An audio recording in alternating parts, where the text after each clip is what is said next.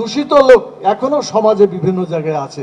এই দূষিত লোকগুলোকে না সরানো পর্যন্ত কোনো ভালো নির্বাচন করা যাবে যাবে না। আমাদের বর্তমান সরকার এটা আসছে একটা ফসলের কারণে, আলহামদুলিল্লাহ আমরা চাই এই সরকারের সফলতা, এদের সফলতা হচ্ছে একটা সংস্কার করে দেশটাকে ভালো করা।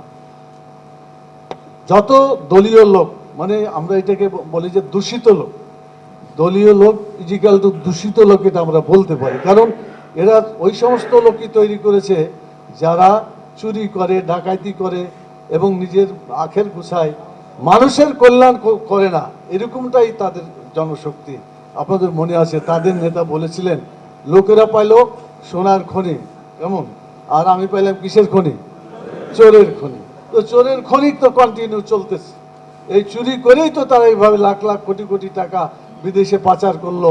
ইসলামী ব্যাংকের মতো এবং অন্যান্য ভালো ভালো প্রতিষ্ঠান, সেগুলোর অর্থ আত্মসাৎ করে এমনভাবে অর্থনীতিকে একেবারে ফোকলা করে দিয়েছে, বিশেষ করে ইসলামী ব্যাংকগুলোকে নষ্ট করে ফেলেছে।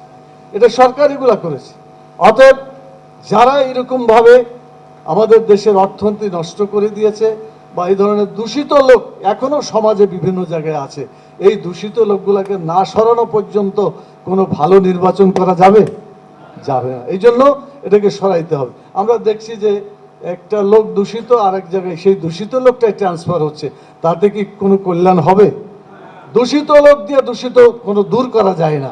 নাপাকি দিয়ে নাপাককে পরিষ্কার করা যায়? পায়খানা দিয়ে, পেশাব দিয়ে পায়খানা পরিষ্কার করা যায় না, তো দুটাই নোংরা হয়ে থাকে, এটা চলবে না। আমরা দেখছি উপদেষ্টার মধ্যে সমকামিতার কথাও প্রচার করছে, এরকম লোকও এখানে নিয়োগ হয়েছে। এই সমস্ত বাজে দুশ্চরিত্র, যাদের চিন্তাই দূষিত, এইসব লোক দিয়ে কি সংস্কার হবে? তাদেরকে আগে সংস্কার করতে হবে। অর্থাৎ এরকম লোক দিয়ে সমাজ ঠিক হবে না। সেই জন্য যারা ক্ষমতায় আছেন বা শীর্ষ পর্যায়ে আছেন, তাদের চিন্তা করে লোকজনকে সেভাবে নিয়োগ দিতে হবে। ঢালাইয়ের দৃঢ়তা, নির্মাণে নিশ্চয়তা, প্রিমিয়ার সিমেন্ট, ঢালাইয়ের রাজা। আর সংস্কারকে সেভাবে ভালো লোক দিয়ে দ্রুত গতিতে পূরণ করতে হবে। আর জনগণের ডিজায়ার, কেয়ারটেকার সরকারের অধীনে নিরপেক্ষ নির্বাচন, এই সিস্টেমে নির্বাচনটা করার জন্য ব্যবস্থা নিতে হবে। এটা হলেই জনগণ মনে করবে যে তারা তাদের সরকারকে পেল। আমরা শেষ কথা হলো এটাই, আমরা শুধু জনগণের ভোটে নির্বাচিত সরকার বা বৈষম্যহীন যে সরকারের কথা বলি, এই সরকার জীবনেও হবে না যদি আল্লাহ তাআলার নির্ধারিত যে আইন কানুনগুলো আছে আমাদের এই সমাজে, রাষ্ট্রে যদি চালু না হয়, তাহলে আমাদের দেশে সুখ শান্তি কি ফিরে আসতে পারবে?